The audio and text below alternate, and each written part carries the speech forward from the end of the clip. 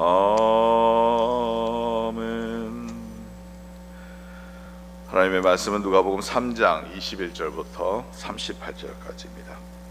누가복음 3장 21절부터 38절까지 말씀을 교독하겠습니다. 누가복음 3장 21절부터 교독 시작하겠습니다. 백성이 다 세례를 받을새 예수도 세례를 받으시고 기도하실 때 하늘이 열리며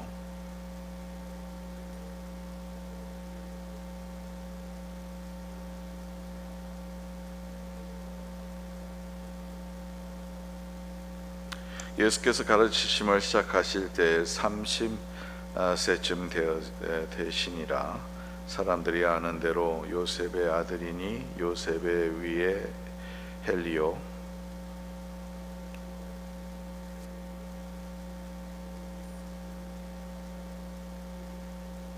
그 위에는 마따디아요 그 위에는 아모스요 그 위에는 나훔이요 그 위에는 에슬리요 그 위에는 낫게요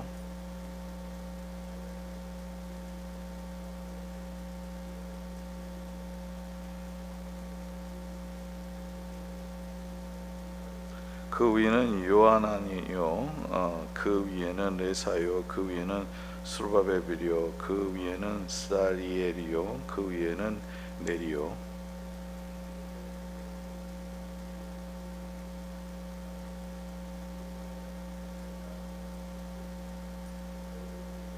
그 위에는 예수요 그 위에는 엘리에서요 그 위에는 요림이요 그 위에는 마따시요 그 위에는 레위요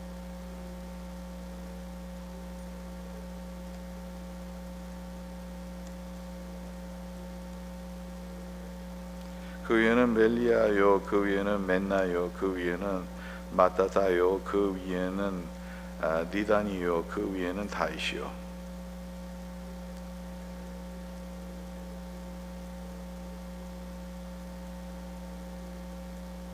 그 위에는 어미나답이요 그 위에는 아니요 그 위에는 헤스론이요 그 위에는 베레스요 그 위에는 유다요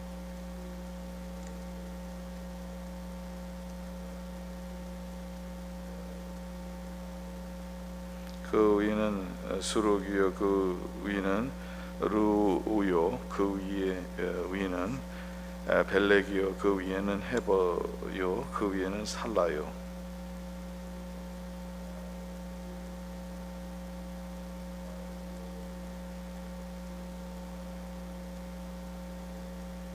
그 위에는 무드셀라요 그 위에는 에녹이요 그 위에는 야렛이요 그 위에는 마할랄렐이요 그 위에는 가인아니요 그 위에는 에노스요 그 위에는 셋이요 그 위에는 아담이요 그 위에는 하나님이시라.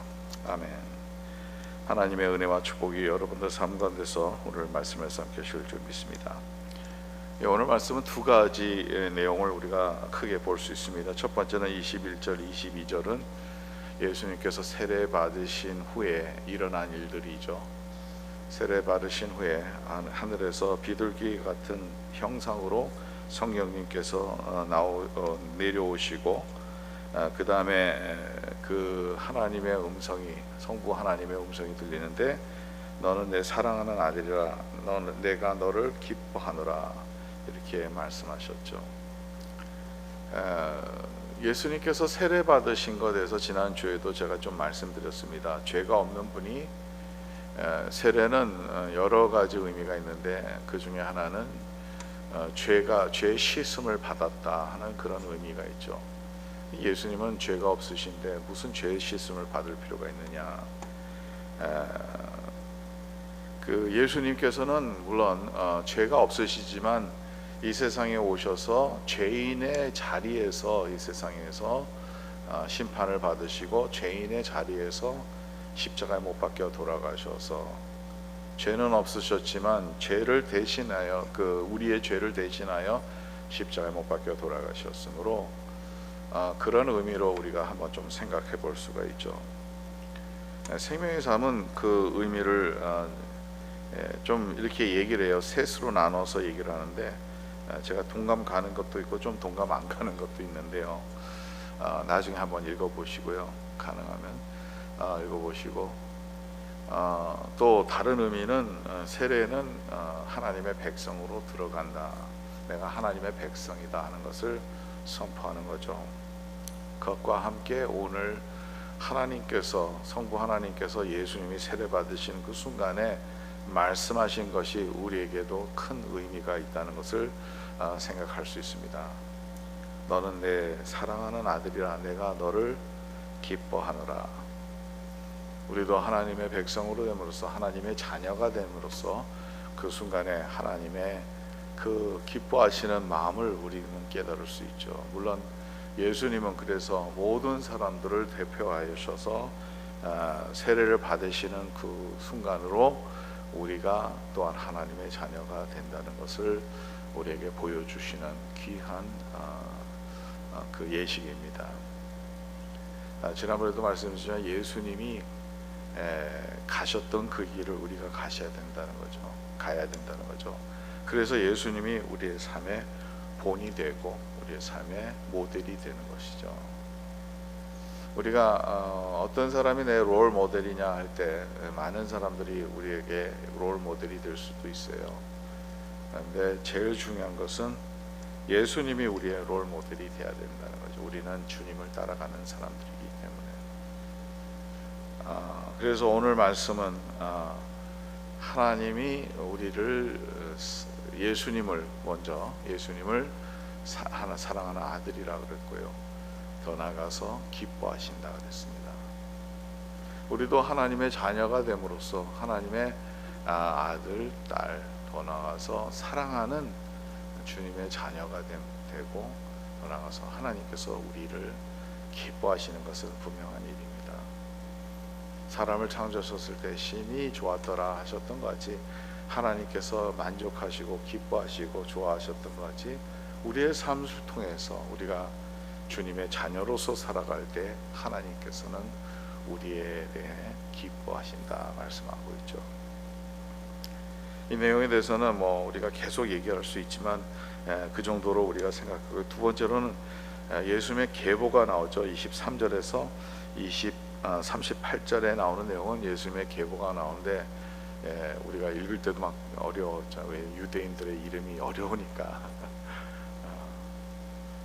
근데 여기 누가복음에서 나오는 계보와 마태복음에 나오는 계보가 좀 달라요. 다른 점은 뭐냐면 두 가지, 크게 보면 두 가지가 있는데요. 첫 번째로는 마태복음은 어떻게 보면 딱 짜임 세대로 돼 있어요. 그래서 아브람부터 시작해서 다윗까지, 그 다음에 다윗에서 바벨론 포로 될 때까지, 그 다음에 바벨론 포로 될 때서부터 예수님의 탄생까지. 그래서 어떻게 보면 14 숫자를 맞췄어요. 그러다 보니까 어떤 현상이 일어나냐면 누가 누구를 낳고 했는데 누가 누구를 낳은 게 아니라 그게 손주가 될 그 손자가 되는 그런 케이스가 있어요. 그래서 한 세대를 건너뛰어서, 근데 이걸 숫자적으로 맞추려고 했던 것 같아요. 왜냐하면 14 이렇게 딱 정확하게 하면 좀 뭔가 보기 좋아서 그런지 하여튼 무슨 의미가 있겠죠. 근데 숫자대로 맞춰서 그것을 여러분도 나중에 기회가 되면 한번 공부를 해보면 성경에서 나오는 사람들 누가 누구를 낳았잖아요. 그 다음에 근데 건너뛰는 케이스가 좀 있어요. 왕들 가운데서도 좀 건너뛴 왕들이 있어요. 그래서 그 계보는 정확한 그 육신의 계보, 육신적으로 그렇게 한 게 아니라 이 라인이 어디서 왔느냐. 마태복음 1장에 보면 아브라함의 자손, 다윗의 자손 이렇게 나오는데 사실은 영어로 읽으면 좀 더 정확해요. Son of David, 그 다음에 Son of Abraham이라고 나와요. 근데 데이빗이 먼저 나와요. 아브라함보단 다윗이 먼저 나온다는 거죠. 그러니까 거기에는 아브라함이 더 할아버지잖아요. 다윗은 그 다음에 나오는 족보잖아요. 근데 먼저 다윗을 먼저 놓는다는 거죠. 우리 한국적인 사고로 이해가 안 가는 거죠. 왜냐하면 한국적인 사고로는 먼저는 조상이 먼저 나와야지 그 다음에 나온 사람을 먼저 놓지 않죠. 그 다음에 나오는 그 순서는 아브라함부터 이렇게 쭉 나옵니다. 그러나 처음에 첫 절이 Son of David, Son of Abraham, 영어 성경도 읽어보면 그렇게 나오고요, 원어도 그렇게 나오고 있습니다. 그러니까 그게 뭐냐면 마태복음의 계보는 예수님은 다윗의 후손이라는 것을 보여주기 위해서라는 거죠. 왜냐하면 다윗의 후손이 메시아잖아요. 메시아가 다윗의 후손으로 나오는 거기 때문에 예수님은 메시아다. 그렇기 때문에 다윗의 후손이라는 것을 먼저 보여주기 위해서 그렇게 나오고, 그 다음에 아브라함이 먼저 계신 분이기 때문에 아브라함부터 이제 쭉 이렇게 아브라함에서 다윗까지 14 세대를 쭉 얘기를 하고 있습니다. 그래서 마태복음은 예수님이 그 메시아다 하는 것을 보여주기 위해서 그 계보가 있는 것이라서 그 육신의 그 아버지들의 이름이 정확하게 나오지 않아도 된다는 거예요. 왜냐하면 그 라인을 얘기를 하기 때문에 라인이 중요하다는 거죠. 누구의 라인이냐. 근데 누가복음 다른 점이 뭐냐면 그 조상부터 시작해서 한 게 아니라 예수님부터 이렇게 올라가요.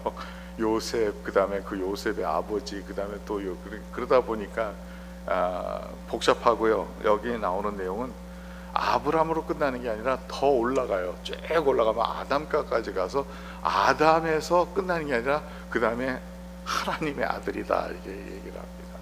전혀 다른 어프로치죠. 마태복음은 아브라함부터 쭉 내려와요. 그러니까 아브라함이 전에 있던 사람은 신경도 안 써요.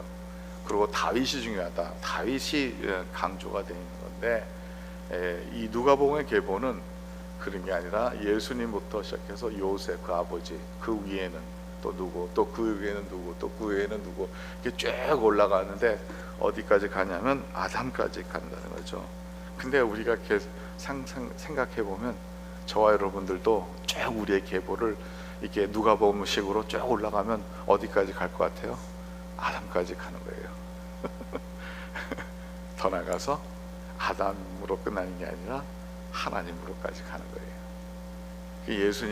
예수님이 세례 받으실 때 이는 사랑하는 내 아들이라 내가 기뻐하노라, 하나님이 내 아들이라고 말했던 것, 그것이 증명되는 거예요. 23절부터. 그래서 이게 한 장에 다 나오는 거죠. 계보와 그 전에 예수님 세례의 사건과 같이 연결된 거죠. 하나님의 아들이라는 거죠. 하나님까지 간다는 거죠. 그래서 이게 중요한 게 뭐냐면, 사실 계보가 중요하지 않아요. 하나님의 아들은 다, 저도 하나님의 아들이고 우리 권사님, 우리 장로님도 다 하나님의 아들이잖아요. 올라가 보면 다 아담이에요. 그러니까 이게 중요한 게 아니에요.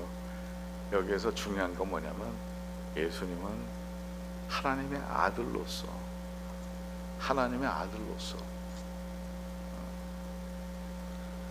그래서 여기에서는 강요하는 그 내용이 다르죠.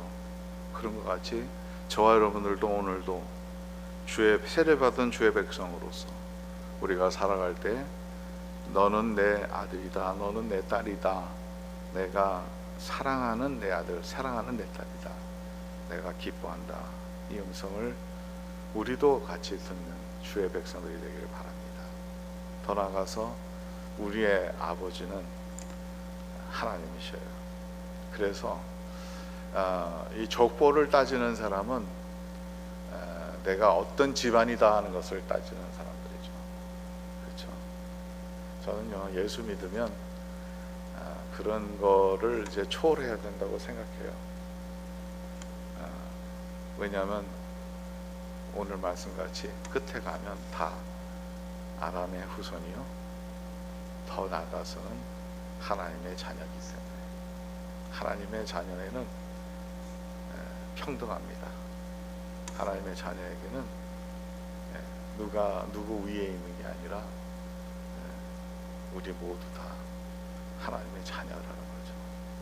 그래서 오늘 말씀을 우리가 깊이 생각하면서 하나님이 이렇게 우리를 창조하셨구나, 그리고 하나님이 우리를 이렇게 사랑하시는구나, 우리도 그러면 하나님의 자녀로서 어떻게 살아갈 것인지 다시 한번 깊이 생각하며 오늘 하루도 승리하는 삶을 살아가는 저와 여러분 되시길 바랍니다.